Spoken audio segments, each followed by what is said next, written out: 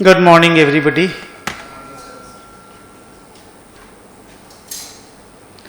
ऐसा है कि फर्स्ट वाला टॉपिक हम लोगों ने कंप्लीट कर लिया था. क्या नाम था देखो तो उस चैप्टर का?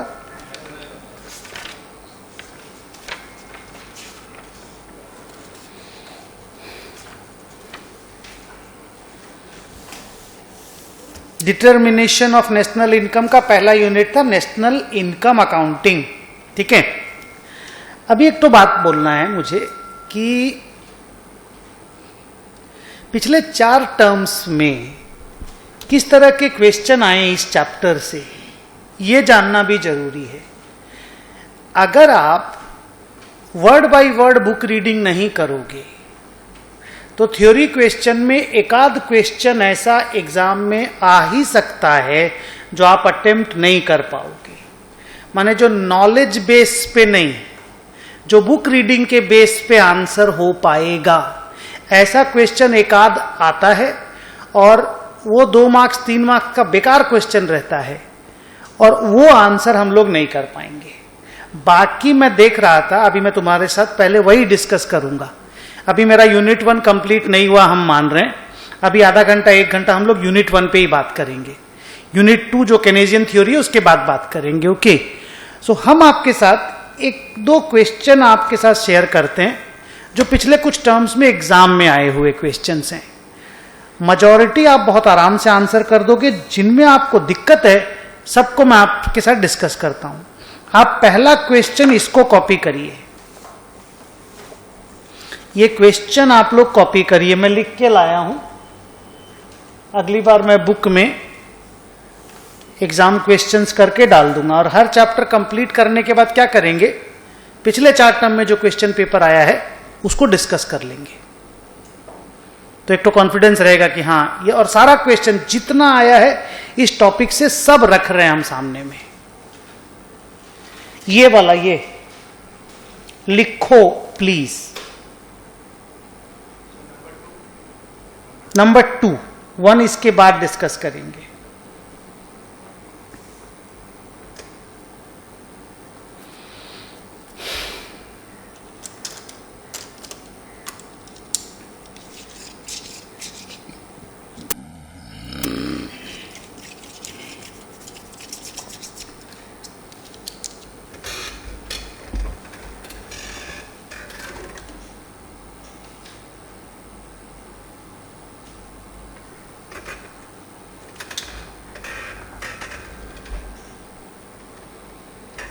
क्या लगता है अपने ग्रिप का है? लिख लिया आप? हेलो. क्या रिलेशनशिप है जीडीपी एमपी और एनएनपी एफसी में? एक नेशनल इनकम एक जीडीपी है. बोलिए क्या रिलेशनशिप है? किससे कौन सा इक्वेशन बनाओगे? बोलो बोलो, कोई दिक्कत नहीं. लिखो NNP FC is equal to, हम लोग सॉल्व कर रहे हैं. क्वेश्चन नंबर 2 एग्जाम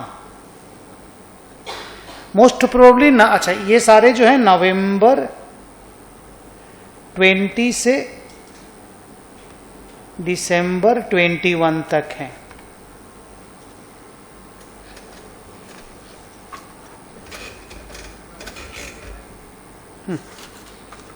मई 20 लिख दो.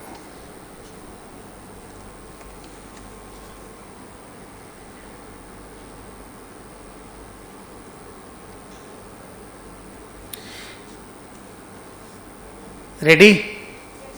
चलो डायरेक्ट फॉर्मुलेशन करो. एनएनपीएफसी इज इक्वल टू, मांगा क्या देखे थे ना तुम बेटा? डेप्रीसिएशन मांगा था. बोलो GDP MP minus depreciation plus net factor income from abroad minus NIT.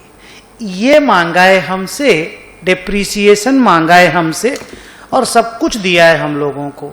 ये एग्जाम में 3 मार्क्स का क्वेश्चन है. ये 3 आना चाहिए या नहीं आना चाहिए? बोलो. आना चाहिए. चलो बताओ एनएनपीएफसी में कितना लिख रहे हो? 8465 576 is equal to 876 532 minus depreciation. अच्छा, NFIA में प्लस हमें NFIA करना है, पर NFIA खुद ही माइनस है, तो -232 माइनस NIT, IT है 564, सब्सिडी है 30।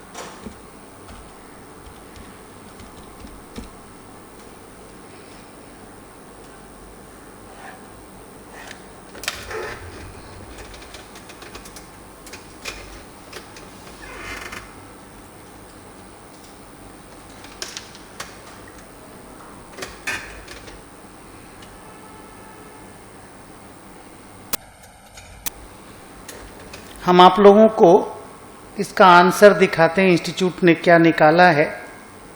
ओके,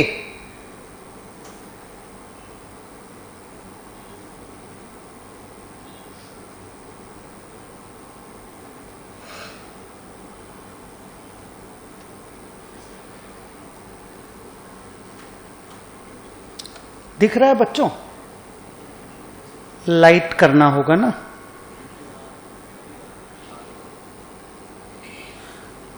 दिख रहा है कि थोड़ा और करूं? ठीक से दिख जा रहा है ना बेटा? थोड़ा सा मैनेज करो प्लीज। 29190, ये 3 मार्क्स का क्वेश्चन था, हम लोगों को लाना चाहिए ये 3 मार्क्स। क्यों? हम लोगों ने 4 दिन में इतना मेहनत तो किया है कि आना चाहिए। ड्रॉप करूं बात को? ऐसे ना हर चैप्टर के बाद, हर टॉपिक के बाद हम लोग 4 टर्म के क्वेश्चंस बना लेंगे, तो थोड़ा सा कॉन्फिडेंस भी आ जाएगा। थोड़ा टाइम लगने देना, टाइम लगे अपने को कॉन्फिडेंस आएगा।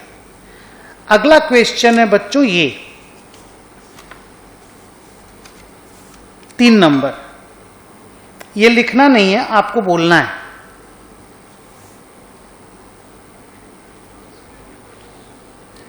Explain the measurement of net domestic product at market prices. तो ये 2 मार्क्स का लिखने के लिए आया है। Net domestic product at market prices.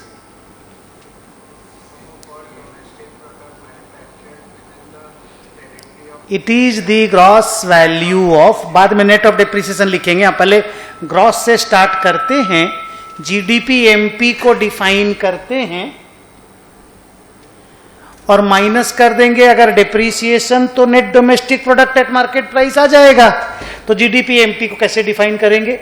It is the gross value of, बोलो, all the goods and services produced within the domestic territory of India। अच्छा, इसमें आप NFIA को ऐड नहीं करोगे क्योंकि ये डोमेस्टिक प्रोडक्ट मांगा है, और फिर लिखोगे लेस डेप्रीसिएशन। फिर आप एक तो इक्वेशन बना दोगे कि NDPMP is equal to GDPMP minus depreciation. आपको आपका 2 मार्क्स मिल जाएगा। बुक में जाकर के देखो, बुक में GDPMP का क्या डेफिनेशन दिया हुआ है।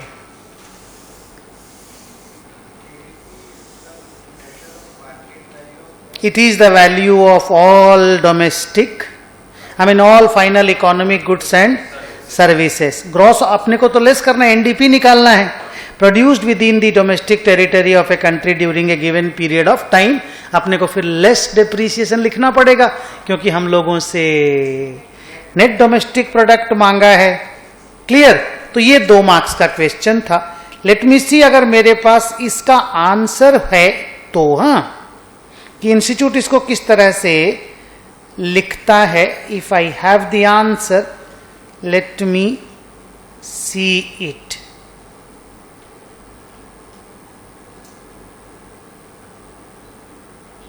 भाई यही लिखा होगा इसमें, और लिखने के लिए कुछ है नहीं एज सच, ठीक है। तो अभी नहीं मिल रहा है मेरे को, मैं आगे बढ़ता हूं। अगला क्वेश्चन मैं आपके सामने रखता हूं, ठीक है।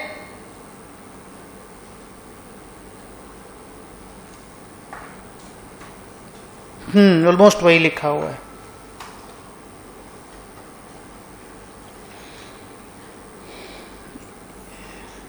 हाँ, ये रहा अगला क्वेश्चन।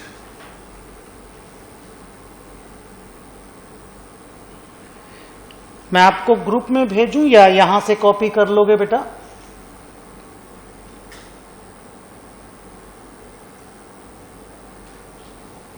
यहां पे दिख रहा है, थोड़ा और बड़ा कर देते हैं। अभी दिख रहा है ठीक से? इसको इस तरह से कर दें क्या, तो हो जाएगा क्या? जो क्या करते हैं ना, ऑटो रोटेट ना, ये सब भी तो सलाह आना चाहिए ना आदमी को ठीक से। हाँ, अभी हम कर पाए हैं अच्छा से। नो, चलो आप लोग पहले क्वेश्चन को कॉपी करो, और मुझे टेक्नोलॉजी सिखाने के लिए शुक्रिया। चलिए क्वेश्चन कॉपी करिए। ये क्वेश्चन 5 मार्क्स का था बेटा। हाँ,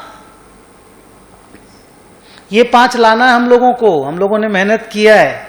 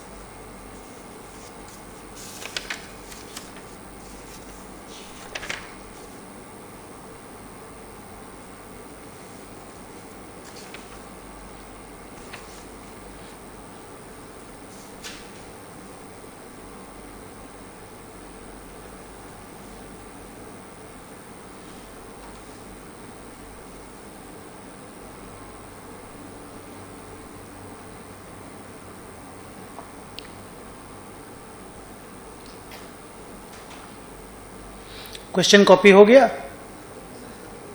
हो रहा है, ओके।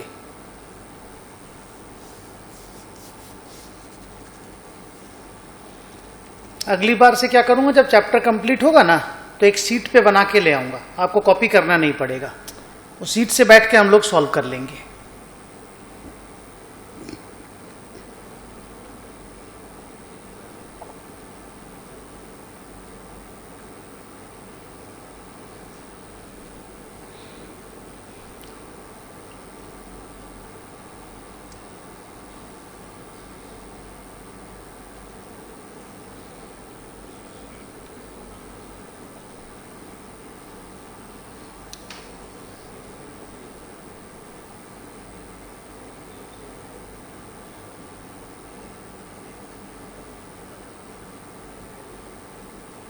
सेल्स और इंटरमीडिएट कंजम्पशन दिया हुआ है।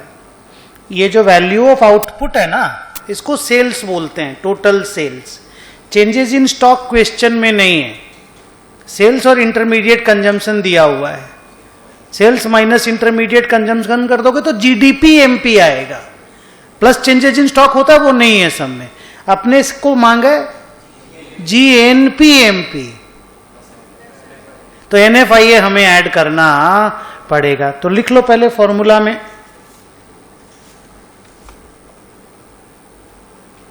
अब क्वेश्चन नंबर है नहीं, अपन ऐसे कर दे रहे हैं, ठीक है।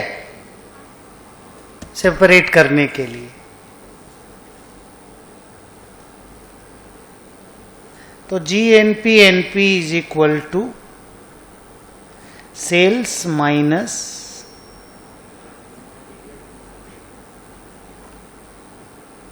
Intermediate consumption plus changes in stock. जो क्वेश्चन में नहीं है आप इग्नोर भी कर सकते हो, इसको लिखना ना, इसको लिखना भी इग्नोर कर सकते हो। ये वाला वर्ड को हम लिख दे रहे हैं, थोड़ा सा प्रैक्टिस हो जाएगा। Changes in stock plus NFIA, ये किस लिए? नेट नहीं, नेशनल मांगा है। तो सेल्स का मतलब प्राइमरी सेक्टर का सेल, सेकेंडरी सेक्टर का सेल, टर्शियरी सेक्टर का सेल। वो वैल्यू ऑफ द आउटपुट बोल करके हम लोगों को दिया हुआ है। तो एक एक करके प्लस करते जाओ।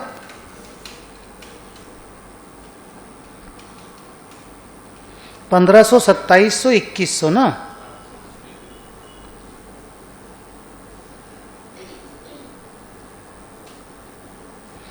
तीन ठो माइनस कर दो, 750, 1200, 900। ये पूरा तेरा GDP MP हो गया, चेंजेज इन स्टॉक नहीं है। अब खाली NFIA ऐड करना है, NFIA है लेकिन माइनस में, तो -60।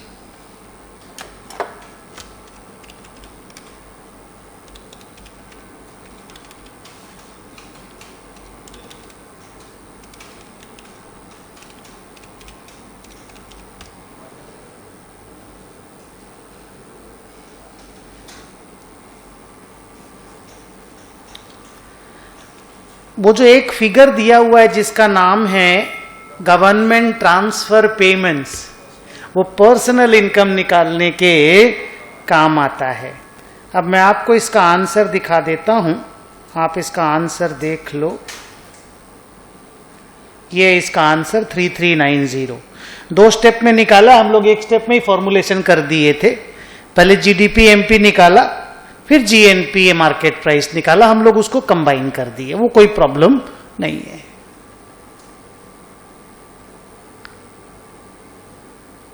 अगला क्वेश्चन है ये वाला,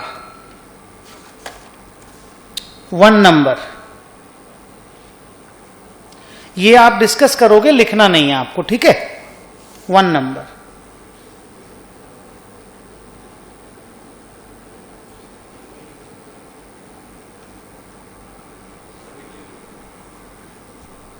ढंग से बताइए और अच्छा से। बुक अभी नहीं, बाद में। यही तो तुमको बताना था कि बुक रीडिंग इंपॉर्टेंट क्यों है। इस तरह के घटिया क्वेश्चंस के लिए बुक रीडिंग इंपॉर्टेंट है। हाँ जरूर, अगला बार हम बना के ही ला देंगे पूरा। नेक्स्ट क्लास में जब आऊंगा ना, ये सारे क्वेश्चन को हम कॉपी करवा के ला देंगे। तो एक सीट अपना रख लेना, और बोलोगे तो आंसर के साथ ला देंगे कि बिना आंसर के। हाँ बताइए, इंडिया में तीनों ही मेथड यूज होता है। मतलब कैसे यूज होता है? क्योंकि इंडिया का जो इकोनॉमी है वो एक डेवलप्ड इकोनॉमी नहीं है, डेटा अच्छे से अवेलेबल। अब इतने करोड़, मैं उस दिन बोला कितने करोड़ लोग हैं, लेकिन रिटर्न कितने लोग फाइल करते हैं। अब जब रिटर्न फाइल नहीं होगा तो इनकम मेथड कैसे ढंग से पता चलेगा? तो कुछ कुछ सेक्टर में इनकम मेथड चलता है इंडिया में, कुछ कुछ सेक्टर में एक्सपेंडिचर मेथड चलता है, और कुछ कुछ सेक्टर के लिए वैल्यू एडेड मेथड हम लोग यूज करते हैं। एग्रीकल्चर सेक्टर में और मैन्युफैक्चरिंग सेक्टर में वैल्यू एडेड मेथड चलता है। स्मॉल स्केल जितना भी है ना, उसमें इनकम मेथड चलता है।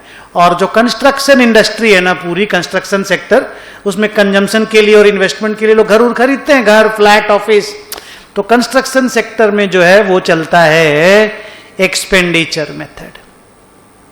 क्योंकि रिटर्न फाइलिंग ढंग से नहीं होता, तो सारा कैलकुलेशन हम इनकम मेथड से कर नहीं सकते। उस पर भी मैं आपको बोला था कि डेटा 100% कंपाइल्ड नहीं है। जितना GDP, ये मेरा और मेरे दोस्तों का बातचीत होता है, मैं आपको बता रहा हूं, जितना GDP हम लोग इंडिया का सुनते हैं उससे कम 30% GDP ज्यादा है। इनफॉर्मल सेक्टर का तो GDP ऐड ही नहीं होता है। मेरा भाई क्या करता हो तो जीडीपी में है ही नहीं ना, न जीएसटी नंबर न पैन नंबर है। और ऐसे कितने लोग होंगे जिसके पास न जीएसटी नंबर है, न पैन नंबर है, न कोई है। माने गैप कितना बड़ा होगा गेस कीजिए। समझ पा रहे, ये बात हम लोग किए थे और पूछा है कि एक डेवलप्ड इकोनॉमी में, डेवलप्ड कंट्री में कौन सा मेथड ज्यादा सूटेबल है।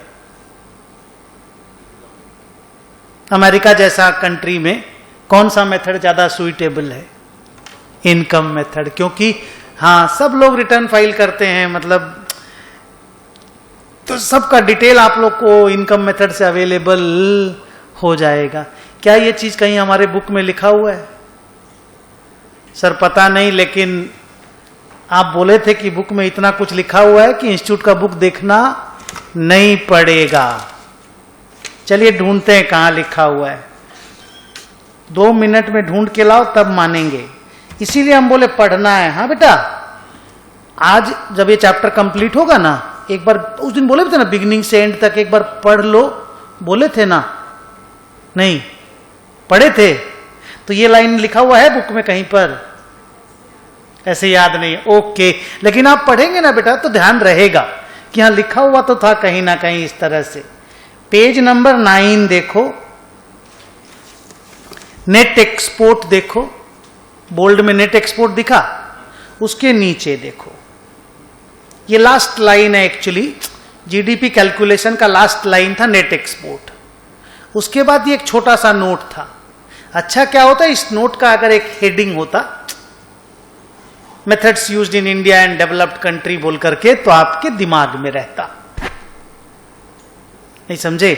हर चीज हम लोगों के हेडिंग से ही दिमाग में रहता है, अंदर का बात कभी भी हम लोग सेट या याद नहीं रख पाते।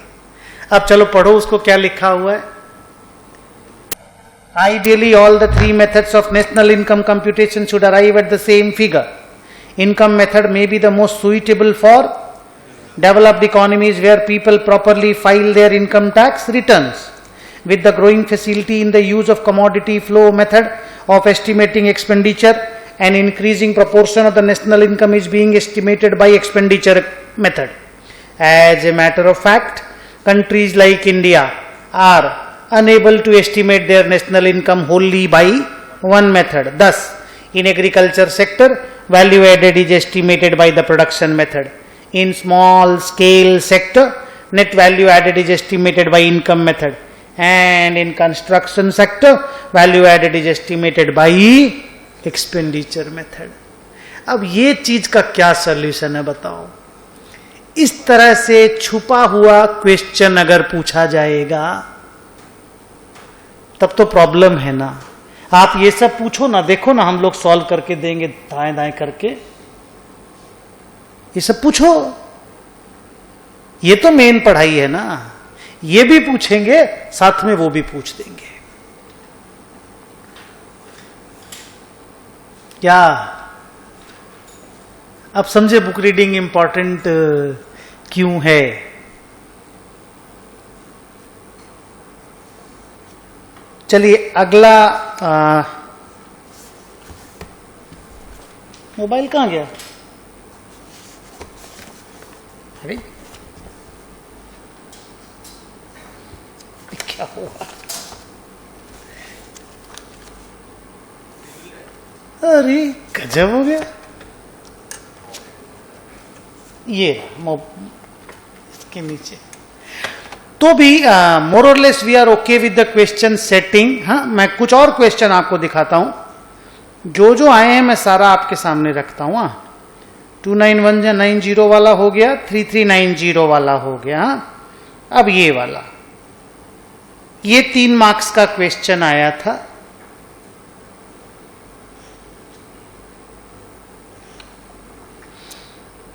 या तो कॉपी करो या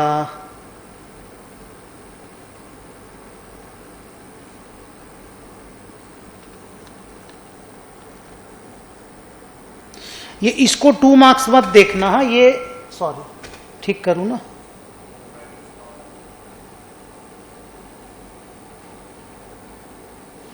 ठीक दिख रहा है बेटा? थोड़ा और बड़ा करूं? चलो आराम से कॉपी करो।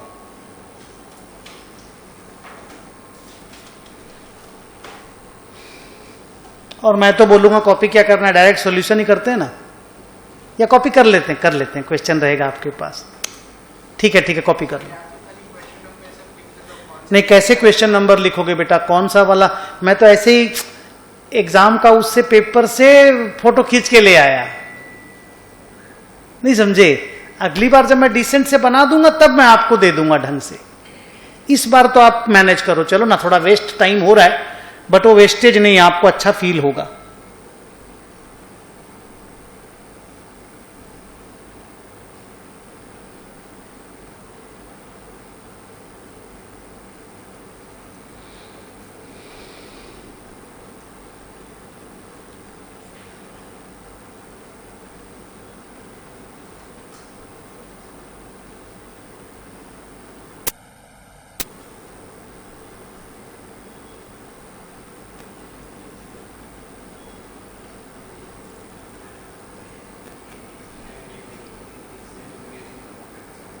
क्या बोल रहे हैं?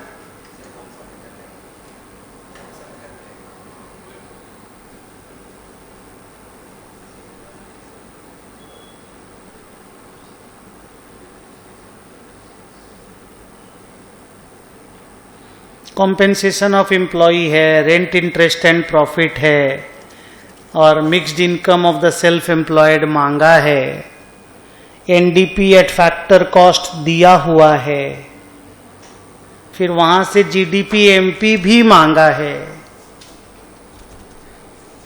तो एक तो जीडीपी एमपी और एनएनपी एफसी वाला रिलेशनशिप है, एक मिक्स्ड इनकम मांगा है, तो इनकम मेथड से मिक्स्ड इनकम निकलेगा।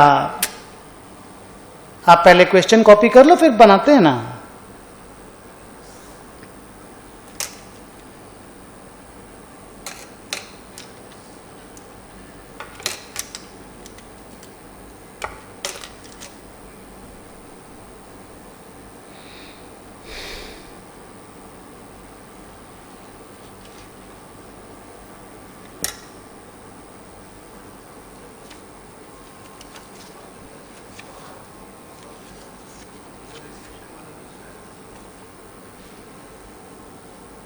दूसरा है रे वो।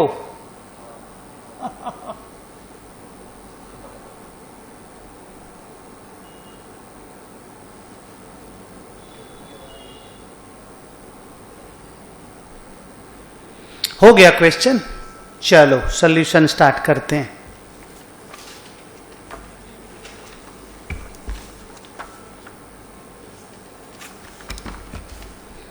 तो किससे स्टार्ट करोगे, कैसे लिखना चाहोगे बोलो? एनएनपीएफसी नहीं दिया हुआ, एनडीपीएफसी दिया, पहले वो निकाल लोगे। Okay, एनएनपीएफसी is equal to NDPFC, ये दिया हुआ हम लोगों को। तो एफसी एफसी कॉमन है, देख बेटा, हाँ, नेट नेट भी कॉमन है। तो डोमेस्टिक से नेशनल में जाना हो तो प्लस एनएफआईए। अभी ओके, तो ये निकाल लो, बताओ कितना है एनडीपीएफसी? 1450, और एनएफआईए है -17 इज इक्वल टू 1433। अब एनएनपीएफसी का फॉर्मूला बताओ, वो वाला, compensation of employees plus operating surplus plus mixed income plus NFIA.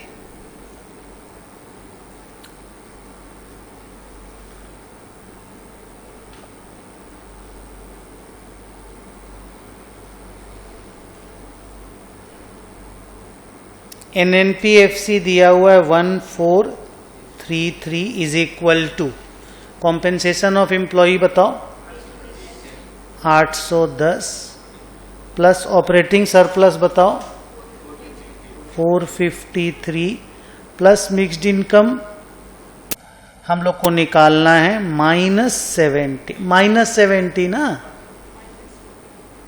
ठीक है ना। तो mixed income is equal to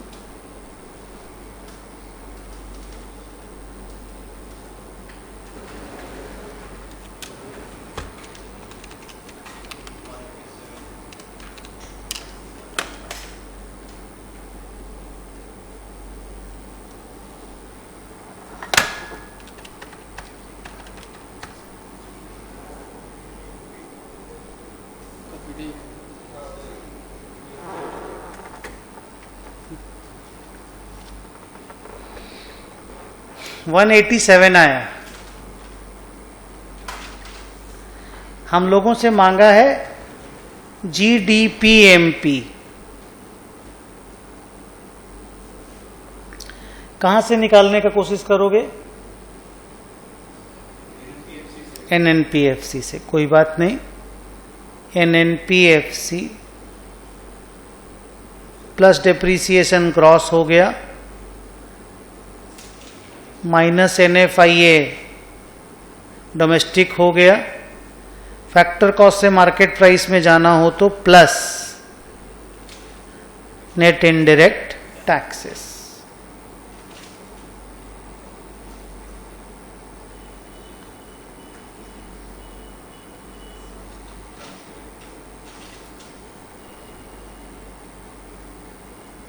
बोलिए, NNPFC है हम लोगों का 1433 प्लस डेप्रीसिएशन है क्या क्वेश्चन में बेटा?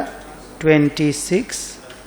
हाँ, माइनस NFIA में हमें +17 लिखना पड़ेगा। और नेट इनडायरेक्ट टैक्स है, करना पड़ेगा 57 - 18 ना, +57 - 18।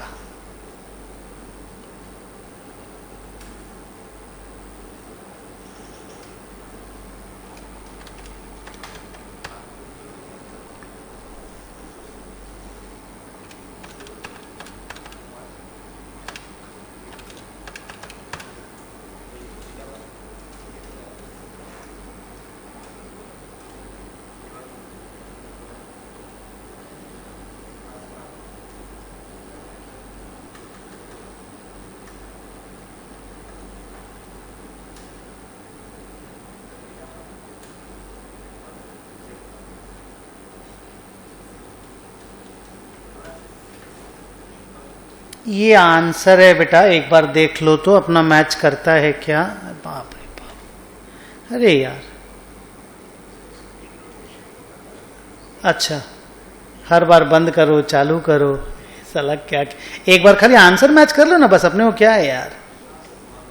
1515 अपने पास है और 187 अपने पास है, अपने ठीक ठाक लिख पा रहे हैं। अच्छा एक बार देख लीजिए राइटिंग में क्या शॉर्टकट यूज कर रहे हैं ये लोग, देखो NDP GDP शॉर्टकट यूज कर रहे हैं, ठीक है। मार्केट प्राइस वगैरह में थोड़ा सा लॉन्ग कट यूज कर रहे हैं। डेप्रीशिएशन, इनडायरेक्ट टैक्स, वो तो पूरा पूरा लिखना ही पड़ेगा, देख चाहे कुछ भी हो।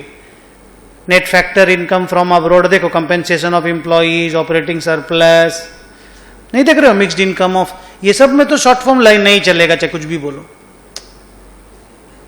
ये तो फुल फॉर्म में लिखना ही पड़ेगा। और ये वर्डिंग जरूरी है, इस पे मार्क्स रहता है। डायरेक्टली आप प्लस प्लस करके कर दोगे ना, जैसे without writing this you if right this 0.5 marks cut.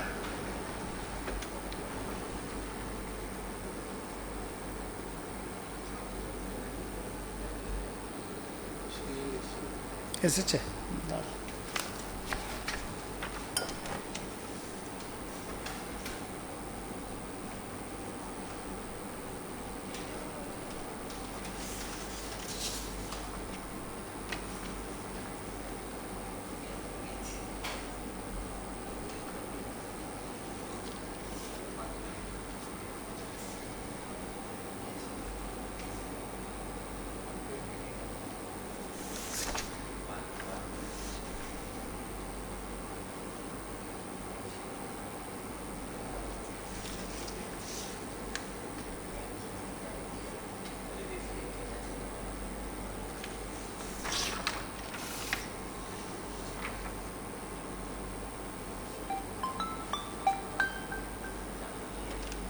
हाँ 30। हाँ बोलो। हम क्लास खत्म करके बात।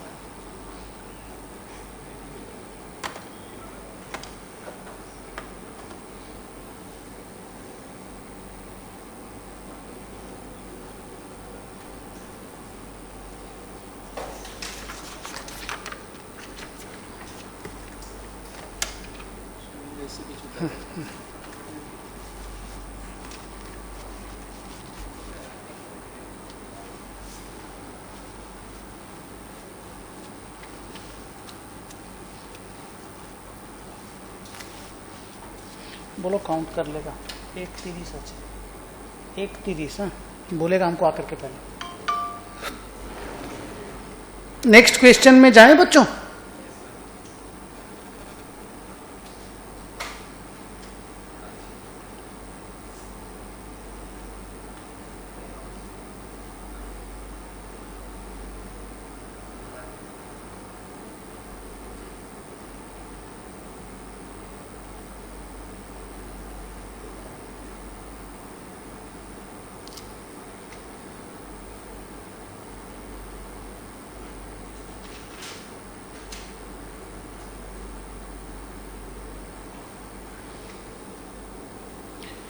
ये यहां से आप लिखोगे। इसको मुझे 2 बार में दिखाना पड़ेगा, नहीं हो जाएगा।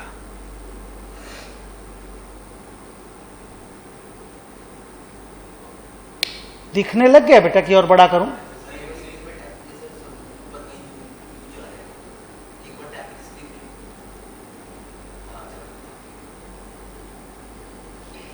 आपको दिख रहा है? हाँ वो नीचे वाले को ऊपर कर दूंगा। ये क्वेश्चन 5 मार्क्स का आया था।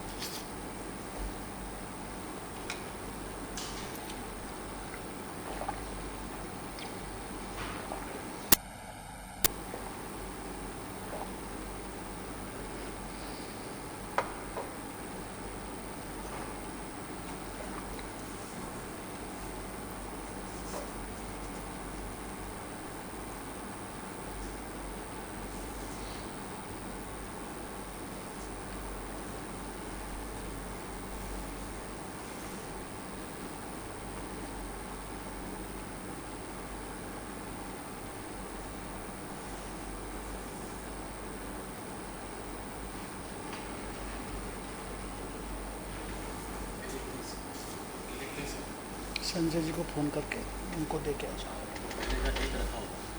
वो तो वो भी गोविंदा को दे दो। अच्छा ये 31 संजय सर और एक वाला Govind sir.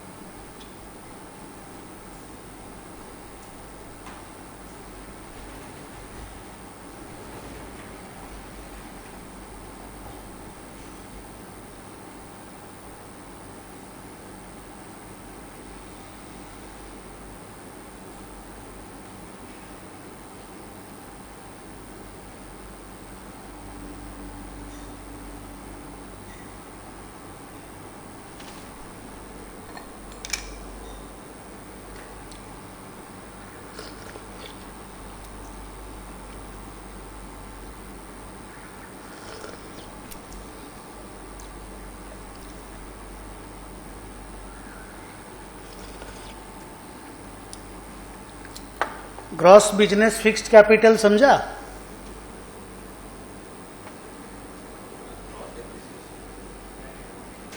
Gross business fixed capital, capital formation, investment है वो। फिक्स्ड असेट में इन्वेस्टमेंट हुआ है। बिजनेसेस वगैरह लैंड बिल्डिंग वगैरह खरीदते हैं ना, तो जो कंजम्पशन साइड, जो एक्सपेंडिचर साइड वाला जीडीपी है ना, उसमें ये कैपिटल फॉर्मेशन में कैलकुलेशन में आता है। ये इन्वेंट्री इन्वेस्टमेंट, ज्वेलरी वगैरह,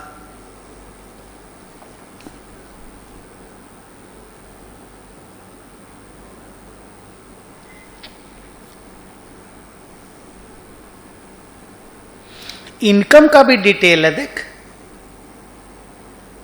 इनकम मेथड का भी डिटेल है और एक्सपेंडिचर मेथड का भी डिटेल है।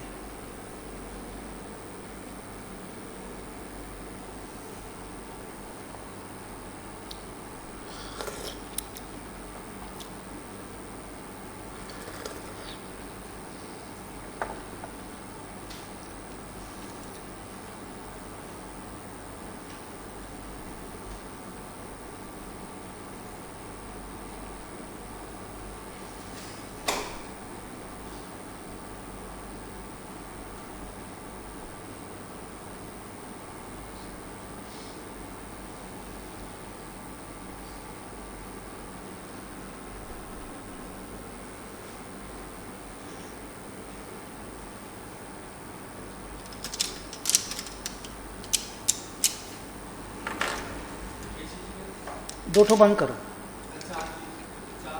हाँ, की ऐसी चलছে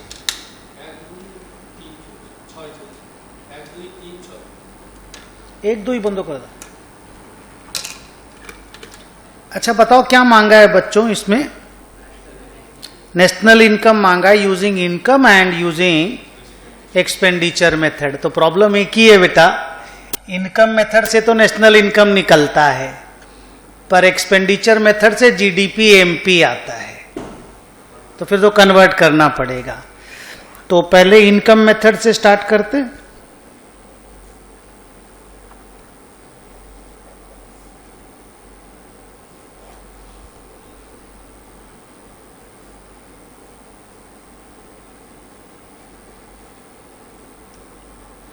compensation of employees plus operating surplus plus mixed income plus NFIA.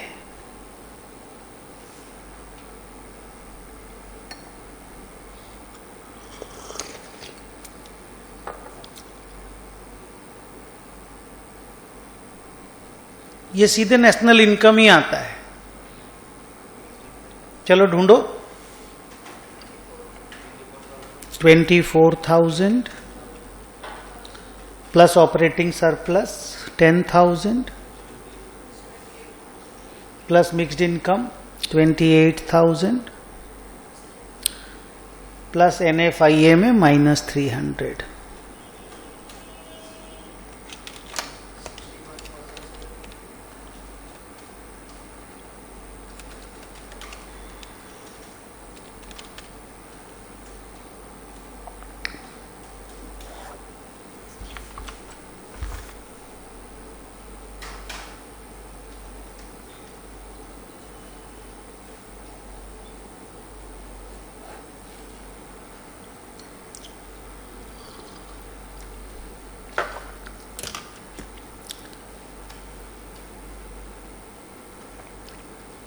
Expenditure method में जीडीपी एमपी का फॉर्मूला है। बोलो क्या?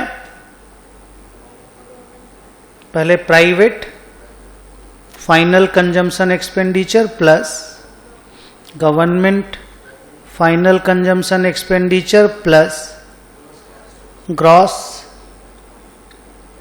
फिक्स्ड कैपिटल फॉर्मेशन, ना क्या लिखते थे? ग्रॉस कैपिटल फॉर्मेशन एक्सपेंडिचर, ना क्या?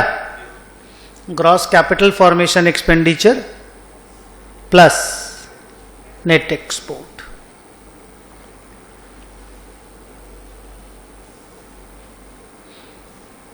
Private final consumption expenditure is 51,000। Government का एक्सपेंडिचर इज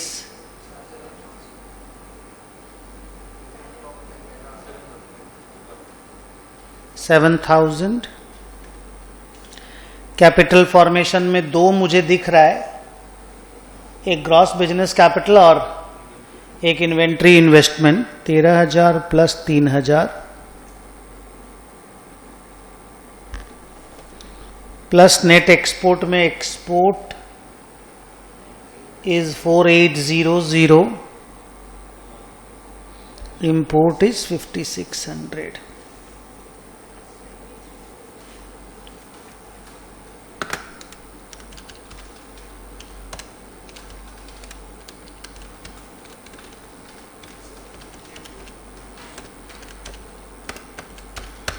73,200।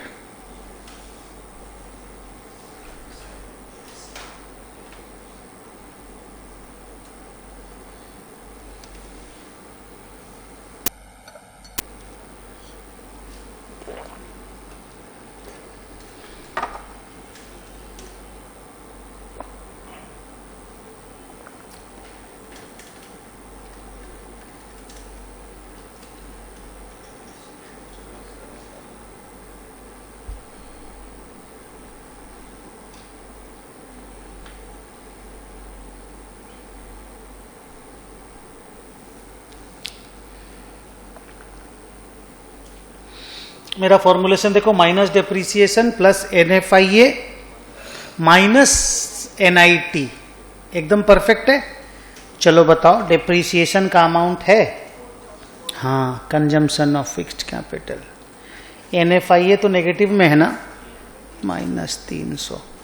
और नेट इनडायरेक्ट टैक्स अलग है कि अलग अलग है, तो नेट कर देंगे तो आएगा 7,200।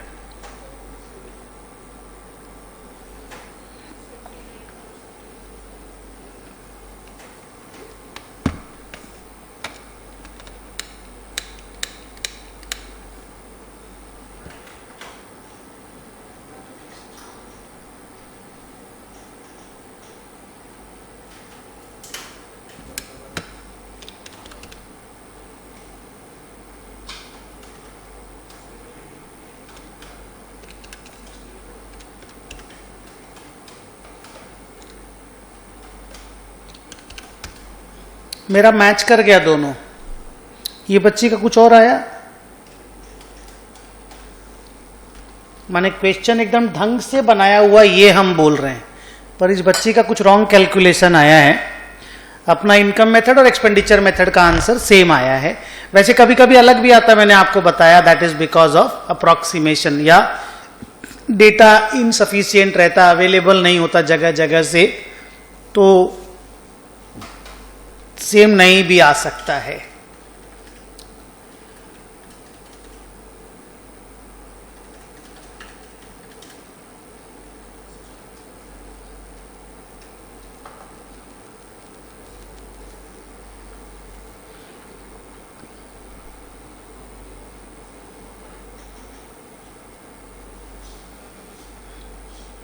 आंसर चेक करना 61,700, एक मिनट कर लेते हैं।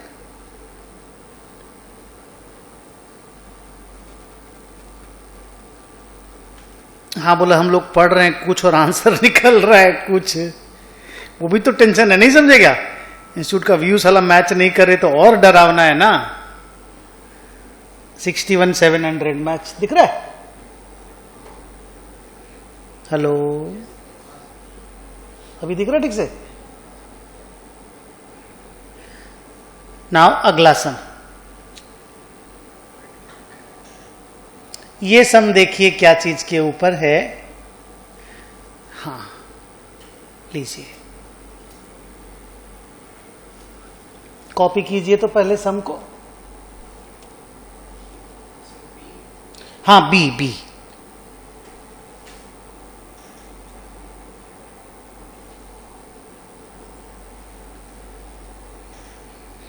I hope this is the last sum.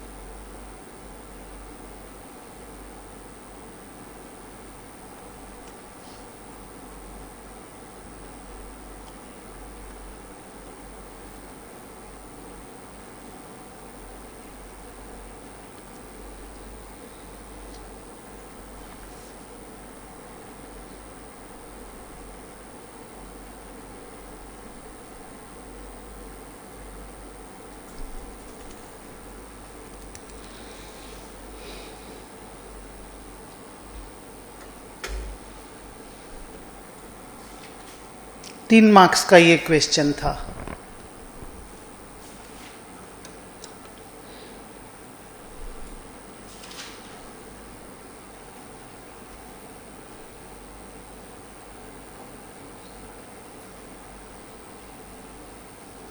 हो गया।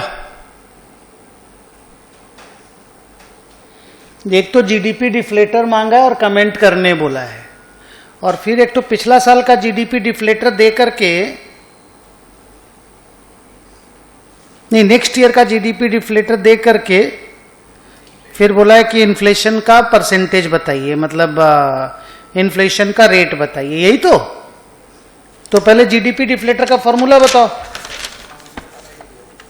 Nominal by real. तो लिखो GDP deflator is equal to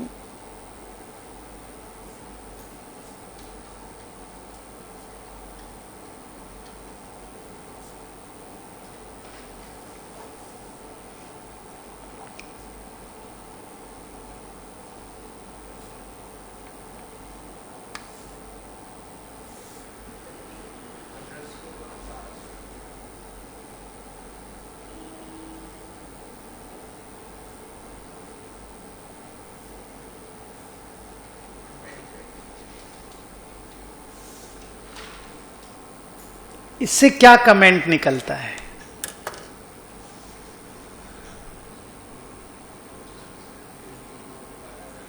क्या चीज बढ़ रहा है, खाली ये बताओ।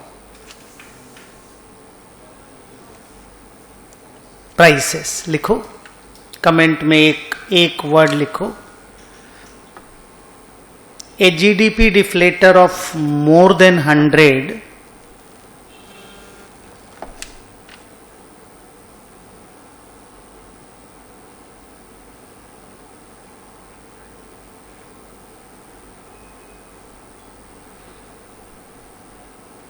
is an indication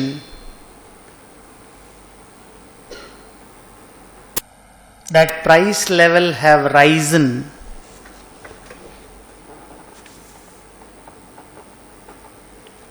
क्योंकि 100 जीडीपी डिफ्लेटर किसका होता है? बेस ईयर का। that price level have risen in comparison to the base year.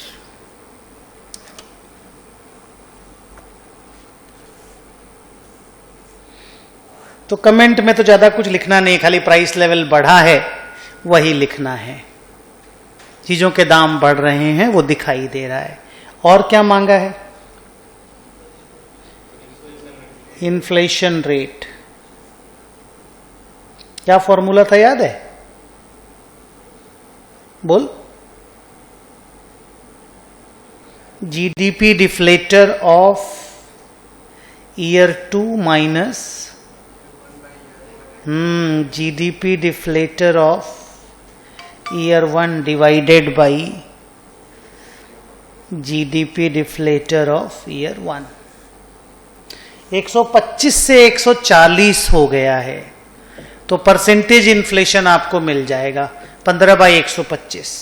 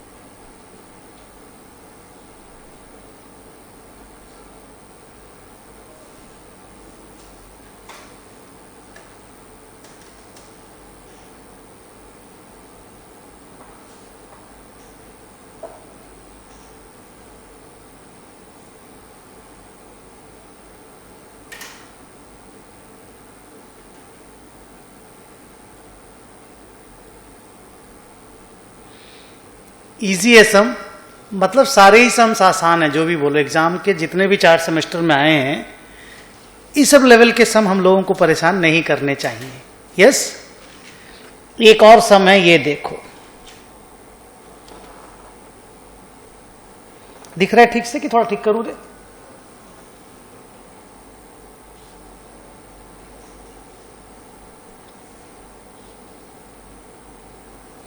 Calculate जो है वो नीचे बाद में दिखा देते हैं।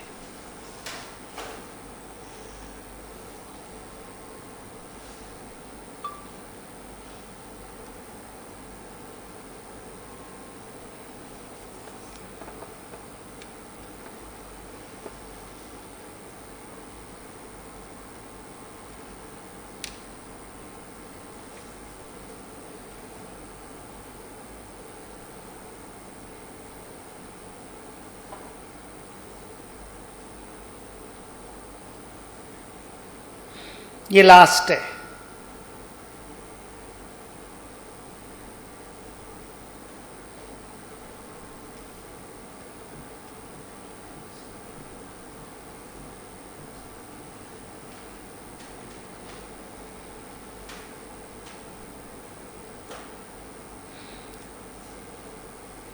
डेटा राइटिंग अगर हो गया तो ये देखो मांगा क्या क्या है।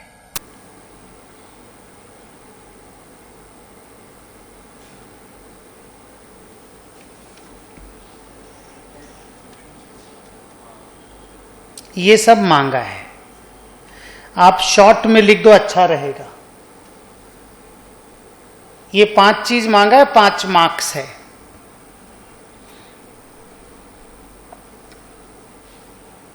आप शॉर्ट में लिख लो please. GVOMP, GVAMP, NVAMP, NDPFC, NNPFC। सिर्फ एक नाम हम लोगों का पढ़ा हुआ नहीं है, पर बातचीत हुआ है, कॉमन सेंस से हो सकता है।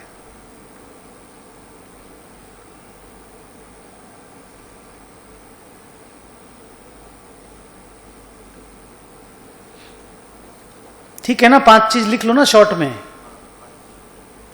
बताइए इसमें से क्या चीज हम लोगों ने कभी नहीं निकाला क्लास में?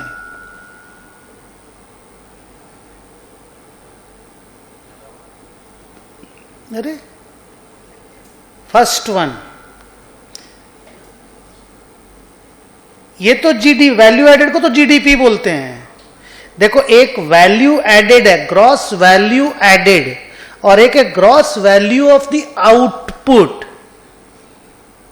दोनों के अंदर क्या डिफरेंस हो सकता है? आप अपना कॉमन सेंस लगाइए। क्लास में डिस्कशन हुआ है, पर इस नाम के साथ डिस्कशन नहीं हुआ ना। It's your common sense. हाँ, ये वैल्यू एडेड है और ये gross value of the output है। सारे आउटपुट का ग्रॉस वैल्यू है GVO, और नीचे में वैल्यू एडिशन है। तो दोनों के बीच में क्या फर्क है, सोच के देखिए। इंटरमीडिएट कंजम्पशन का फर्क है। जब आप वैल्यू एडिशन निकालते हो तो इंटरमीडिएट कंजम्पशन को माइनस कर देते हो, और वो रीजन क्या है, डबल काउंटिंग हो जाएगा। नहीं तो निकलता तो GVO ही है यार। आप तो सारी चीज के आउटपुट को तो ऐड कर देते हो ना। सेल्स ले लेते हो, चेंजेस इन स्टॉक ले लिए, अब सेल्स भी ले लिए, स्टॉक का चेंजेस भी ले लिए, तो सेल में तो सारा ही सेल आ गया ना यार। बोलिए, इंटरमीडिएट वाला भी आ गया, जिसने आटा बेचा उसका भी आ गया, जिसने ब्रेड बेचा उसका भी आ गया। पर अपने को तो आटा वाला माइनस करना पड़ेगा ना, तब तो वैल्यू एडिशन आएगा, नहीं तो डबल काउंटिंग हो जाएगी। बोलिए हाँ।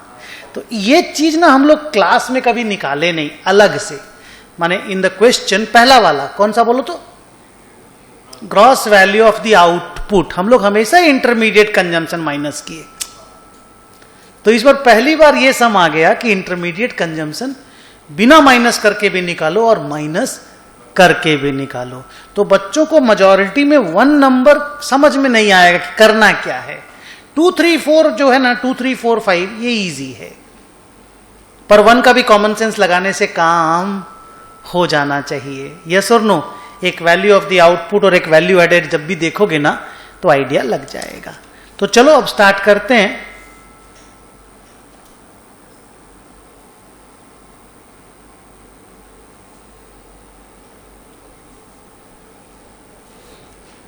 सबसे पहले कौन सा, एक एक करके निकालते हैं, फर्स्ट 1 by 1 बोलो। GVOMP सेल्स, बोलो, plus changes in stock, minus नहीं कर पाएंगे, इंटरमीडिएट कंजम्पशन माइनस नहीं कर पाएंगे, क्योंकि gross value of the output मांगा है। हिंदुस्तान में जितने आउटपुट बने उसका ग्रॉस वैल्यू बनाओ, भले वो इंटरमीडिएट कंजम्पशन में बने, माने यूज हुए या फाइनल कंजम्पशन में यूज हुए, हमको मतलब नहीं, आउटपुट का जीवी ग्रॉस वैल्यू देना है। ठीक है, बताओ कैसे डेटा अवेलेबल है। डोमेस्टिक सेल भी और एक्सपोर्ट सेल भी, हाँ टोटल सेल लेना पड़ेगा, सेल्स, हाँ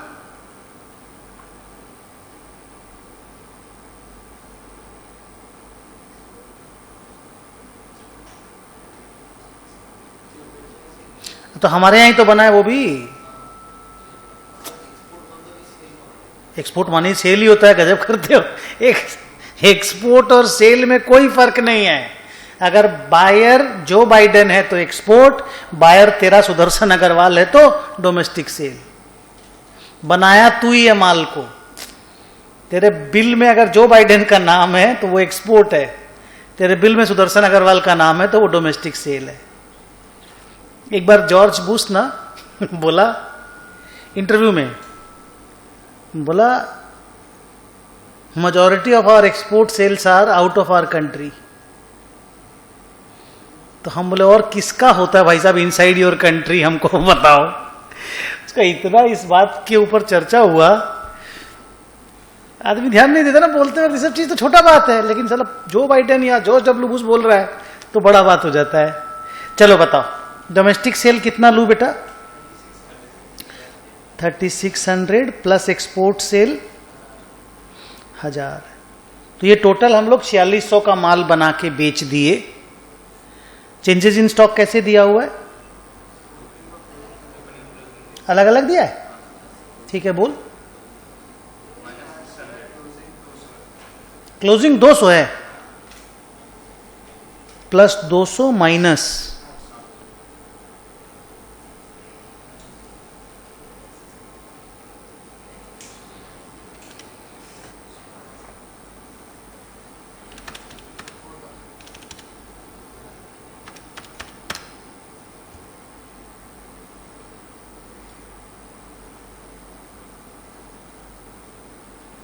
मेरा वो 4000 आया।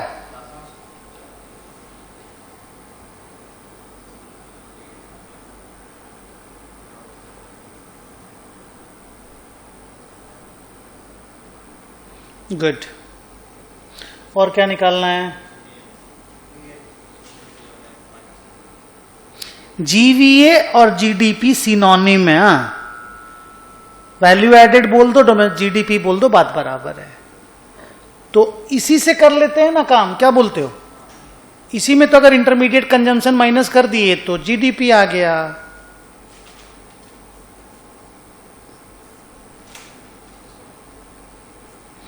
इंटरमीडिएट कंजम्पशन दिया हुआ है,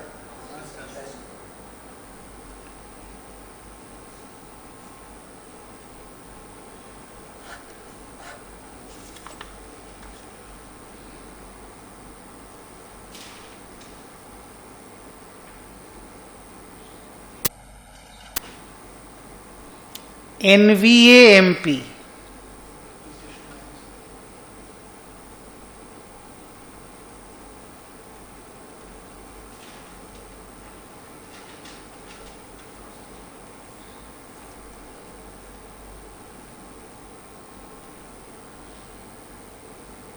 डेप्रिसिएशन कितना रे,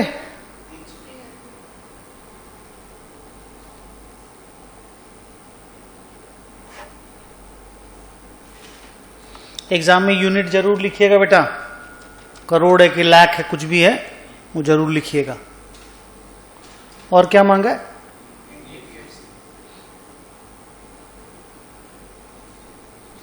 एनडीपीएफसी, इसी से बना है एनवीए से, ये एनडीपी, वीए एज एनडीपी। हाँ तो एनडीपीएमपी,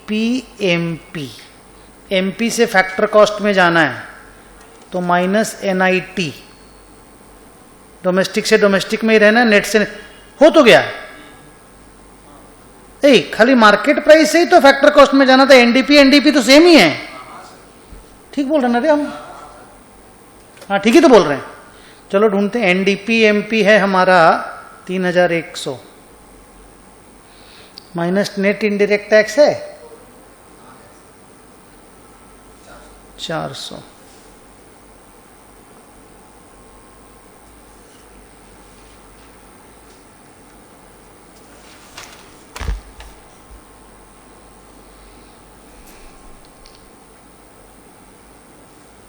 नेक्स्ट एनएनपीएफसी।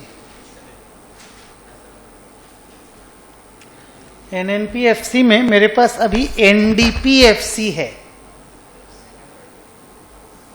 एनडीपीएफसी, और डोमेस्टिक से नेशनल में जाना है तो खाली एनएफआईए ऐड कर देंगे तो हो जाएगा। तो एनडीपीएफसी है 2700 करोड़। प्लस करना है कि माइनस है? और इस बार सब कुछ पॉजिटिव फिगर है।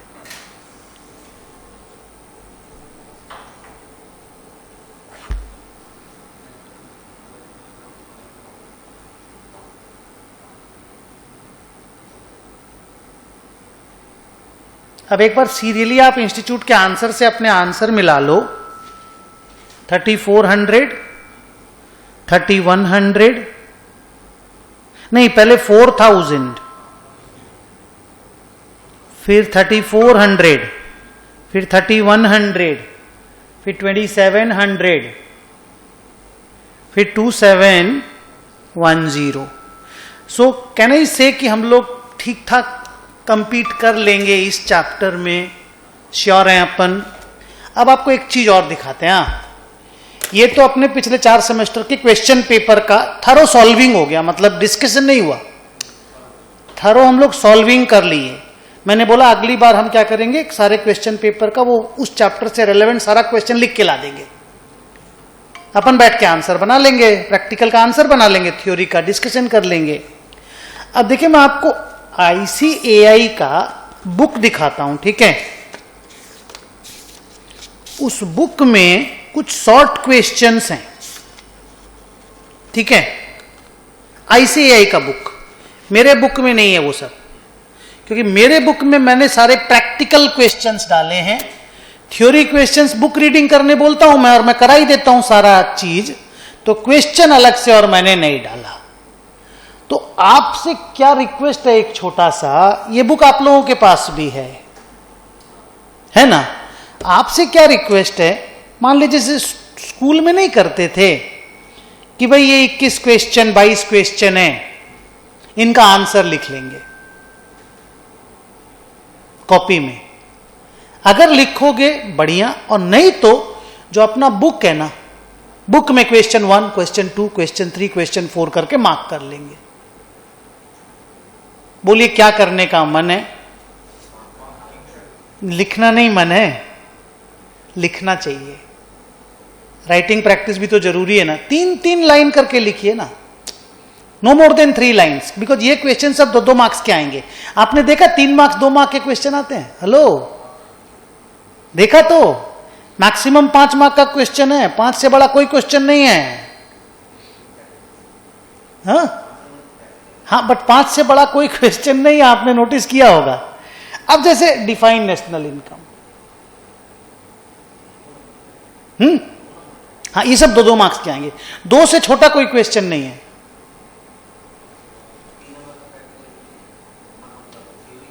क्यों नहीं आ सकता है? थोड़ा सा बड़ा आ जाएगा तो 3 मार्क्स का आ जाएगा।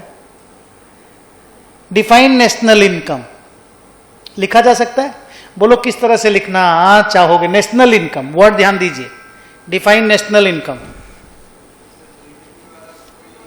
बताओ ना क्या लिखोगे, बताओ ना। पिछली बार कितना अच्छा वर्ड बोले थे, अभी फिर से बोलो ना, डिस्कशन ही तो कर रहे हैं।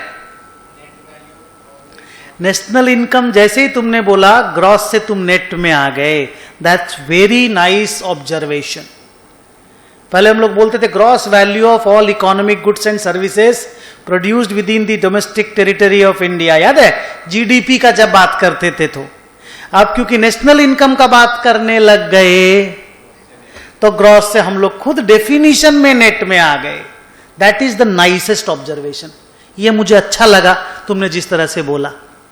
अब आगे बोलो, national income is the net value of all economic goods and services produced by Indian nationals within the domestic territory of India. अच्छा ऐसे बोलोगे एंड अब्रॉड प्लस NFIA बोलते हैं ना,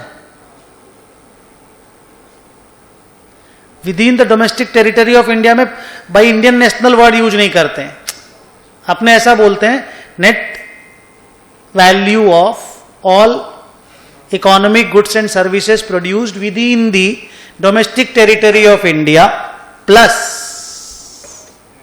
net factor income from abroad.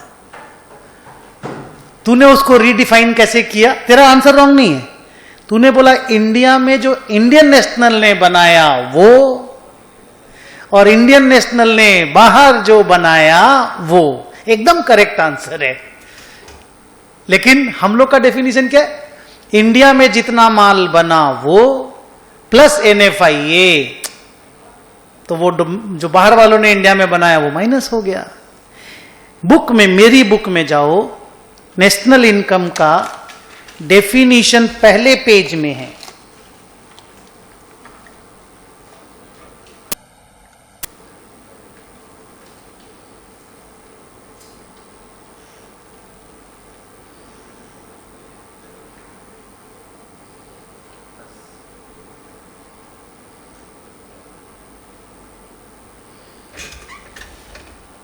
बोलिए क्या लिखा हुआ, आवाज देके पढ़िए क्या लिखा हुआ फर्स्ट पेज में। National income is defined as the net value of, gross से नेट हो गया, all economic goods and services produced within the domestic territory of India in an accounting year. In an accounting year भी बोलना रे, हाँ हम लोग वाला नहीं बोलते, बाकी सब बोलते हैं, इन एन अकाउंटिंग ईयर नहीं बोलते हैं। एक सेकेंड मोबाइल चार्ज में लगा।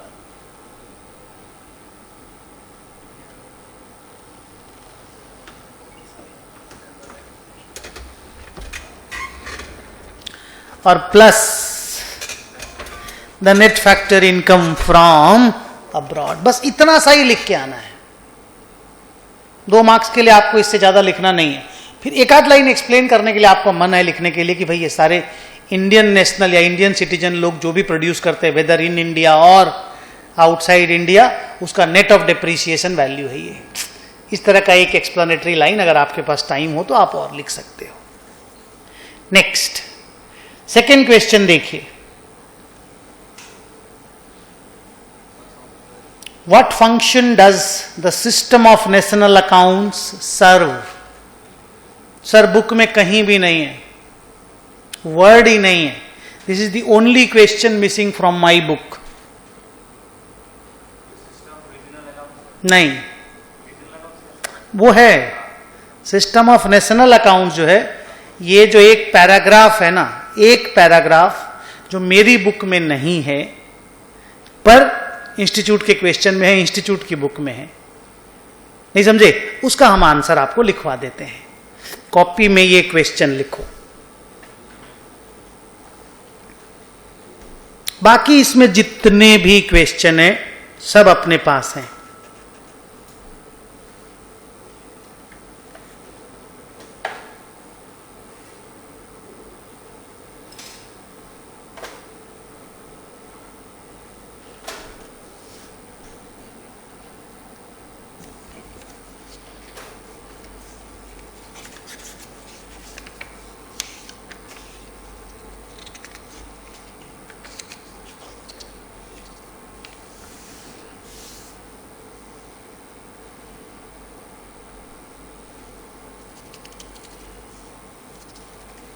Actually system of national accounts जो है ना, वो यूनाइटेड नेशंस में डेवलप हुआ, और कुछ नहीं है, नेशनल इनकम निकालने का जो तरीका है ना वो उन्होंने ही डिजाइन किया और पूरा दुनिया उसको यूज करता है। You got the message clear? तो बोलता है एसएनए क्या पर्पज सॉल्व करता है, एसएनए का क्या काम है, नहीं समझे? वो एक थ्योरी का क्वेश्चन है। आप आंसर लिखो, system of national accounts, system है, एक प्रोसीजर है, एक प्रोसेस है, हाँ कोई एसोसिएशन नहीं है, it's a process. System of national accounts is a system developed by United Nations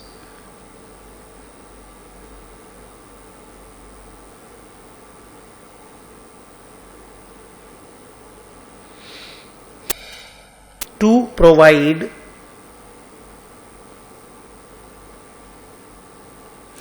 a comprehensive,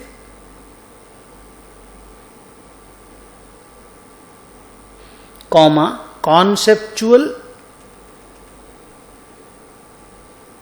and accounting framework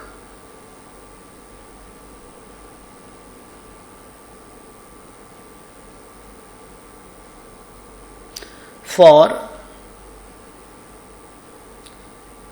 compiling and reporting, compiling माने कंप्यूट करना, for compiling and reporting macro economic statistics, national level का macro, macro समझते हो ना, macro economic statistics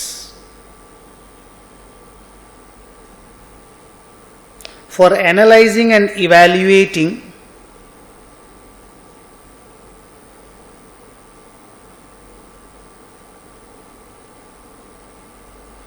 the performance of an economy.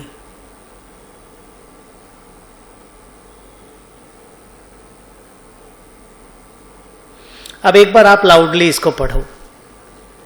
System of national accounts is a system developed by United Nations which provides a comprehensive माने complete, एकदम conceptual मतलब ज्ञान wise and accounting in framework. एक पूरा system बना करके दिया उन्होंने जिससे आप कंप्यूट कर सकते हो और रिपोर्ट कर सकते हो नेशनल इनकम को. छोटा वर्ड में अगर बोले कि SNA advises how to compute national income. लेकिन अगर आप ये लिख के आओगे तो 2 मार्क्स में 0.5 मिलेगा. ये समझे? उनको एक्सपेक्टेशन है उसका.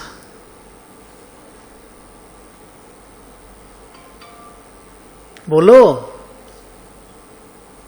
लिखो. therefore we can say that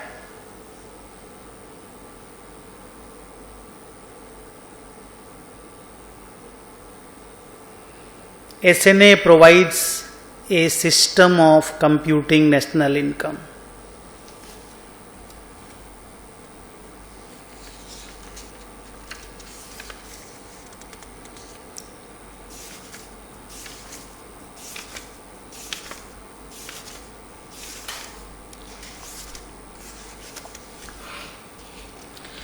ये अपनी बुक में नहीं था, मेरी बुक से छूट गया है समझ लो, या मुझे इतना इंपॉर्टेंट नहीं लगा होगा, नहीं समझे, इसलिए मेरी बुक में छूट गया. मुझे लगता है बुक में छूट गया, हो सकता है बुक में हो भी, हाँ मुझे लगता है छूट गया है. तो मैंने अभी लिखा दिया एक पैराग्राफ छोटा सा. 1 मिनट में वापस वहां जाता हूं. आइए, डिफाइन जीडीपी एमपी. बोलिए, किया जा सकता है आराम से. मैं डिस्कस नहीं करूंगा, जो हम लोग जानते हैं, जिसको प्रैक्टिकल नॉलेज से भी लिख सकते हैं. ठीक है. What do you understand by value added? Intermediate consumption minus करना है टोटल आउटपुट के वैल्यू से. इंटरमीडिएट गुड्स और फाइनल गुड्स. फाइनल गुड्स जिसको सीधा लोग कंज्यूम करते हैं, इंटरमीडिएट गुड्स जो फाइनल गुड्स को बनाने में काम आती है. इंटरमीडिएट गुड्स रॉ मटेरियल है फाइनल गुड्स के लिए. अरे atta is intermediate goods and bread is final goods.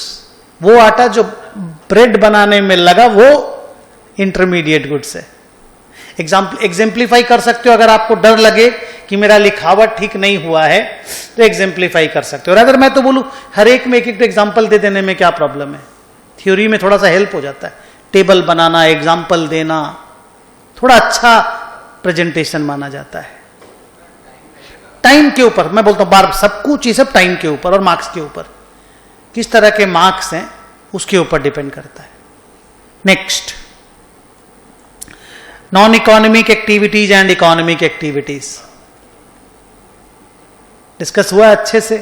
आगे, nominal GDP and real GDP. एक करंट प्राइसेस पे है और एक constant prices of the base year पे है।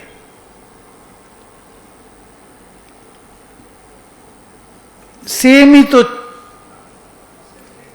क्वेश्चन है, 8 नंबर और 7 नंबर। मैं ठीक बोल रहा हूं ना बेटा? 8 and 7 are no different sums. तो हम लोग डिस्कस कर ले रहे हैं, ठीक से ना? Factor, what is the difference between national and domestic?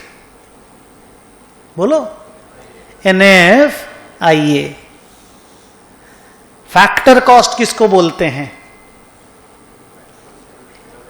Factors of production को पेमेंट किया जाने वाला पेमेंट को या अमाउंट को फैक्टर कॉस्ट बोलते हैं।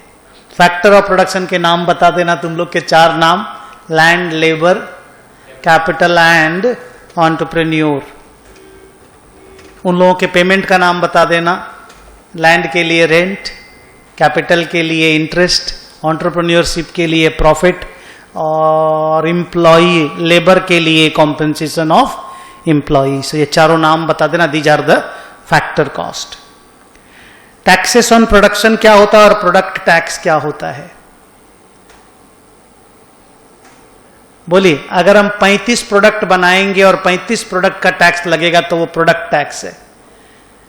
पर हम 1 यूनिट बनाएं या 35 यूनिट बनाएं, अगर मेरे ऊपर टैक्स लग रहा है तो वो प्रोडक्शन टैक्स है। जैसे pollution tax is a production tax, but GST is a product tax. Factory license जो लेते हैं साल भर, एक साल का लाइसेंस फीस जो लगता है, that is production tax. So to set up, to run a factory, the taxes that you pay is the production taxes. Mixed income of the self-employed को कैसे डिफाइन करोगे?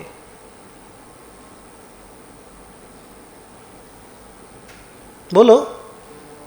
जब कोई सेल्फ एम्प्लॉयड बंदा अपने फर्म के लिए खुद ही काम करता है और जहां पे लेबर इनकम और कैपिटल इनकम के बीच में डिस्टिंक्शन करना पॉसिबल नहीं होता, वहां पे उसके टोटल इनकम को मिक्स्ड इनकम बोला जाता है। और ये कॉन्सेप्ट डेवलप किया गया इस अनामली को, इस प्रॉब्लम को दूर करने के लिए। नेक्स्ट, पर कैपिटा इनकम किसको बोलते हैं? GDP divided by population of a country. Personal income और डिस्पोजेबल पर्सनल इनकम एक दूसरे से अलग कैसे है? हाँ, पर्सनल इनकम से जब पर्सनल इनकम टैक्स माइनस हो जाता है या other non tax payment to the government जब माइनस हो जाता है तो वो डिस्पोजेबल इनकम आता है। डिस्पोजेबल इनकम से ही पता चलता है इंसान रिच है या पुअर है। इनकम कमा करके अगर सारा पैसा सरकारी टैक्स ले लेती है तो हाथ में डिस्पोजेबल इनकम बचता नहीं है। प्राइवेट इनकम किसको बोलते हैं? अक्रूवल बेसिस पे नेशनल इनकम से या personal income and private income में personal income is computed on cash basis and private incomes are computed on accrual basis. मतलब वो जो 2 माइनस नहीं होगा ना, वो जो रिटेन्ड अर्निंग और कॉर्पोरेट टैक्सेस को अगर आप माइनस नहीं करोगे ना, पर्सनल इनकम में वो दोनों माइनस हो जाता है ना, वो अगर माइनस नहीं करोगे तो वो प्राइवेट इनकम हो जाएगा। जाओ मेरी बुक में प्राइवेट इनकम का डेफिनेशन देखो।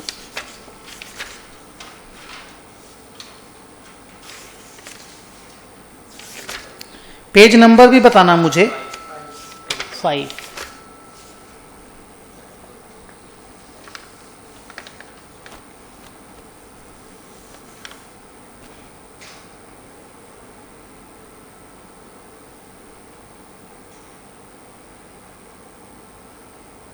देखे, private income is a measure of income, both factor income and transfer income which accrues to the private sector from all sources within and outside the country.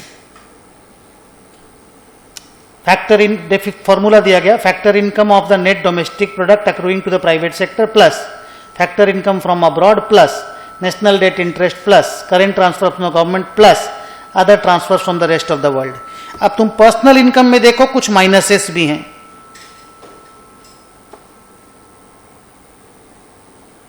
जाओ personal income page number 4 में देखो। Undistributed profit जिसको retained earning बोलते हैं वो minus है। Corporate tax को देखो वो माइनस है। जो और एक माइनस है ना वो इंटरेस्ट का पेमेंट है, उसमें अपने उसमें रिसीट है, इसमें पेमेंट है, तो उसमें कोई प्रेशर मत लेना। तो वो मैं बताया था ना, एक एक्रूवल बेसिस पे निकलता है और एक कैश बेसिस पे, वो वाला फर्क है। तो आप इसको अच्छे से एक्सप्लेन कर देना, हो गया ये काम। Next, circular flow of income किसको बोलते हैं? छोटा सा डायग्राम बना करके जो नोट लिखाए थे आराम से लिखा जा सकता है, मार्क्स के हिसाब से अपना प्रेजेंटेशन कर दीजिएगा। भाई प्रोडक्शन होता है, इनकम डिस्ट्रीब्यूशन होता है और कंजम्पशन होता है, नहीं समझे, एक्सपेंस होता है। तो उसमें उन्होंने याद दिया प्रोडक्शन, डिस्ट्रीब्यूशन और डिस्पोजिशन, नाम भी दिया ना सुंदर सा उन्होंने, मेरे कॉपी में लिखा हुआ, देखना सुंदर से। नेक्स्ट, ग्रॉस वैल्यू एडेड कैसे निकालते हो? Market prices of all the goods produced minus intermediate consumption से निकालते हैं। ये इंटरेस्टिंग है। 19 नंबर, मान लीजिए मैंने अलग से नहीं बताया पर बात हुई है, मतलब अलग से बात नहीं हुई। 19 नंबर बताओ।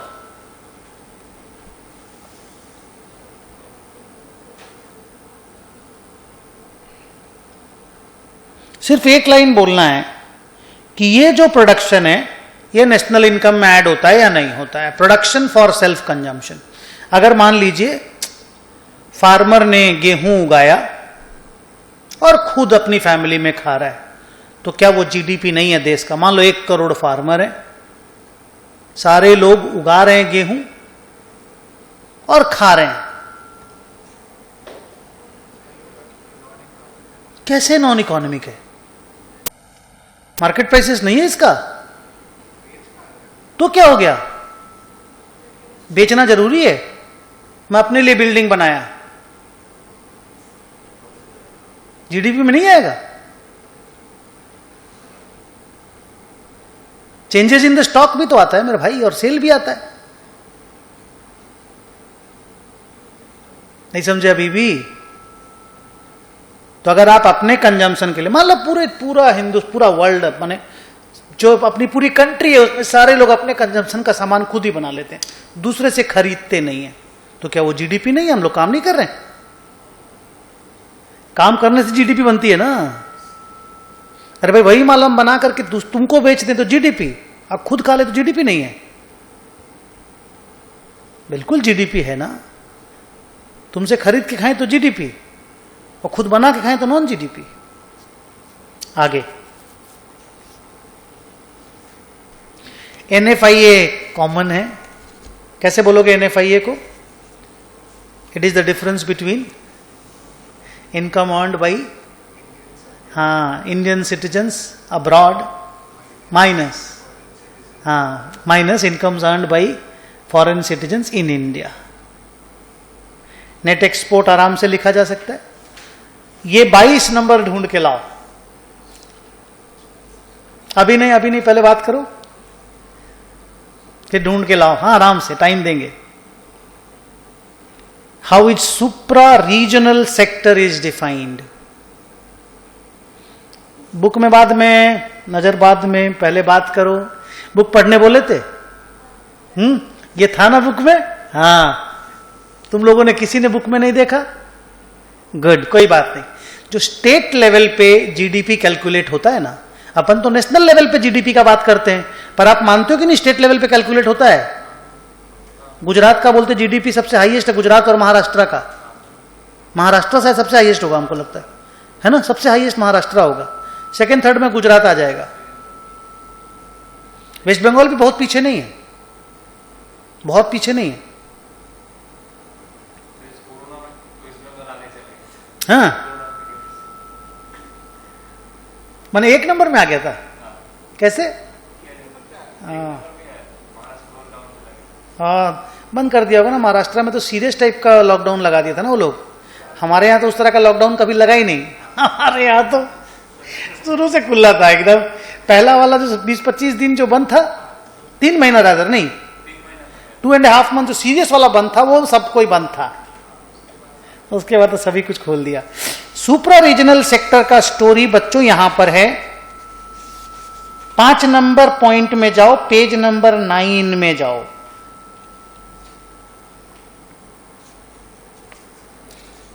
पांच नंबर पॉइंट दिखा? क्या है heading? The system of regional accounts in India. मैं पूरा रीडिंग करता हूं लाउडली, तुम मेरे साथ साथ रीड करो, ओके? तुम लाउड नहीं होगे, मैं लाउड हो रहा हूं। All the states and union territories of India compute state income estimates and district level estimates. State income or net state domestic product is a measure of monetary terms of the volume of all goods and services produced in the state within a given period of time, generally a year, accounted for without duplication. Per capita state income is obtained by dividing NSDP by the mid-year projected population of the year. The state level estimates are prepared by state income units of the respective state directorates of economics and statistics. Normal बात है, इसमें कोई भाषण वाली बात नहीं है। आई नीचे बात। In the preparation of state income estimates, certain activities such as railways, communications, banking, insurance, central government administration that cut across state boundaries and thus their economic contribution cannot be assigned to any state, any one state directly, are known as supra-regional sectors. जिसका contribution more than one state, more than two states में रहता है, उन सारे sectors को सुप्रा regional sector कहते हैं। अब रेलवे, कलकत्ता से निकला कोई ट्रेन, दिल्ली तक गया, तो उससे जो इनकम हो रहा है वो किस स्टेट का है? नहीं सर, सभी स्टेट्स का है, तो इनको बोलते हैं सुप्रा रीजनल सेक्टर्स। मैं एक बार फिर से वर्ड बोलता हूं। In the preparation of state income estimates, certain activities such as railways, communication, banking and insurance, and central government administration that cut across state boundaries and thus their economic contribution cannot be assigned to any one state directly are known as supra-regional sectors of the economy. The estimates for these supra-regional activities are compiled for the economy as a whole and allocated to the states on the basis of relevant indicators. चाहे population के base पे हो, चाहे number of trains के base पे हो, number of hours train stay in a state हो, ये समझे? कोई एक इंडिकेटर के बेस पे इसको अलोकेट किया जाता है। So these are supra regional sectors. अब आपको समझ में आया बुक रीडिंग जरूरी क्यों है? तो खैर, अब हम लोगों ने सारे क्वेश्चन ऑलमोस्ट डिस्कस कर लिए। सुप्रा रीजनल सेक्टर को लिखाना मुझे जरूरी नहीं है, और आप लोगों को भी ना, जो मैं बोला था ना लिख लेना, ऑनेस्टली लिखने की जरूरत अब नहीं है, because we are discussed all the sums in details. No, अब अपना लिखना हो जाएगा एग्जाम के लिए। और जो SNA जो मेरा नहीं था बुक में, वो हमने लिखवा दिया है ना।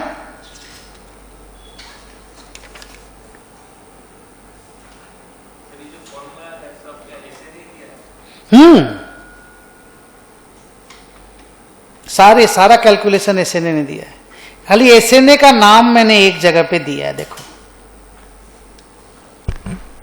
बाकी ये वाला जो पैराग्राफ आपको लिखाया ना, वो ऑनेस्टली मेरी बुक में नहीं है। ये देखिए,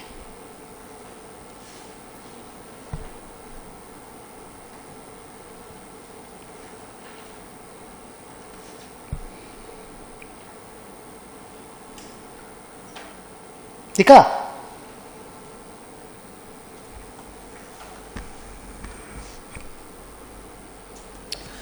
So the chapter is over now with last 4 years questions and institute का स्टडी मॉड्यूल डिस्कशन। ठीक है, अब तो आज टाइम नहीं है नया चैप्टर स्टार्ट करने का, फ्राइडे करते हैं। फ्राइडे को भी इकोनॉमिक्स की क्लास करेंगे, ठीक है? तो फ्राइडे अपन डिटर्मिनेशन ऑफ नेशनल इनकम का सेकेंड यूनिट है। देखो तो सेकेंड यूनिट का नाम क्या है? Keynesian theory of determination of national income. ये ट्रू इकोनॉमिक्स पढ़ाई होगा, जिसको हार्ड कोर इकोनॉमिक्स बोलते हैं ना, वो वाला चैप्टर है। ठीक है, कल मिलते हैं। अच्छा लगा ये वाला क्लास करके? लग रहा है कि यहां सम्स बनेंगे नहीं? ग्रेट।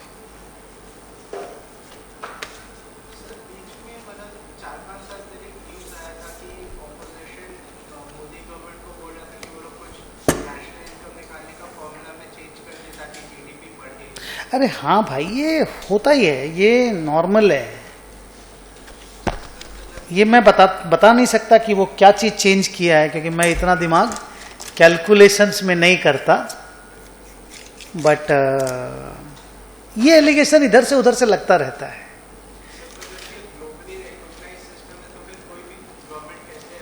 अरे मतलब गवर्नमेंट बोलेगा हमने कुछ भी गलत नहीं किया, ऑपोजिशन बोलेगा कि तुमने गलत किया। ये हर कंट्री में होता है, हर जगह का कहानी है। गवर्नमेंट बोलेगा हमने कोई रूल ब्रेक नहीं किया, तुम रूल के हिसाब से काम नहीं करते थे, हम रूल के हिसाब से काम कर रहे हैं। उनके पास अपना जस्टिफिकेशन रहेगा, तुम्हारे पास अपना जस्टिफिकेशन रहेगा। तो इसका कोई सल्यूशन किसी कंट्री में नहीं है। हर कंट्री चाहेगा, हर गवर्नमेंट चाहेगी कि उसकी टेन्योर में जीडीपी हाईएस्ट हो, उसको अगला इलेक्शन भी जीतना है, तो वो जीडीपी हाई प्रोजेक्ट करके बताएगा, ग्रोथ रेट हाई प्रोजेक्ट करके बताएगा। हमारा सिंपल फंडा है जीडीपी का, स्टॉक मार्केट एकदम नहीं, इनडायरेक्ट टैक्स कलेक्शन, जीएसटी का कलेक्शन। अगर जीएसटी कलेक्शन आप बढ़ा पा रहे हो तो जीडीपी बढ़ रहा है। हम और दूसरे इंडिकेटर्स को, बाकी ये सब फॉल्सूड है। मतलब तुम समझ रहे हो मैं क्या बोल रहा हूं? कितना डेटा कहां से कलेक्ट करो, और वो भी सोचो कितना जीडीपी माने जिसको बोलते हैं कि कितना जीएसटी में अंदर लोग नहीं हैं, उनका भी तो प्रोडक्शन जीडीपी में आता है, यस और नो। लेकिन फिर भी कम से कम 1.5 लाख करोड़ हम लोग अगर पहुंचा दिए जीडीपी को, जब जीएसटी को, मुझे याद है जब जीएसटी चालू हुआ था तो मेरा ये असेसमेंट था कि the moment we reach 1.5 lakh crore per month, बहुत सारा प्रॉब्लम हम लोगों का फिनांस को लेकर के सॉल्व हो जाएगा। क्योंकि साल का 18 लाख करोड़, 1.5 लाख करोड़ मतलब साल का 18 लाख करोड़ का कलेक्शन आने लगेगा। सरकार की बहुत सारी प्रॉब्लम इससे सॉल्व हो जाएगी। कंसिस्टेंटली हो तब ना, ज्यादा से ज्यादा लोगों को नेट पे लाएगा तब होगा। जीएसटी के नेट पे रजिस्ट्रेशन करवाना, पक्का में माल बिकवाना, ये तो हो ही गया ना। क्रेडिट नहीं मिलेगा तुमको तो तुमको आना पड़ेगा जीएसटी में, नहीं तो तुम compete नहीं कर पाओगे। तुम इनपुट खरीदा, आउटपुट बेचोगे, क्रेडिट तुमको लेना है तो जीएसटी नंबर तो चाहिएगा ना।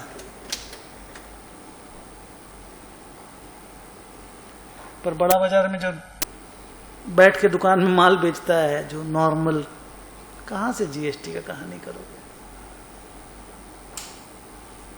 चलो कल मिलते हैं, फ्राइडे मिलते हैं।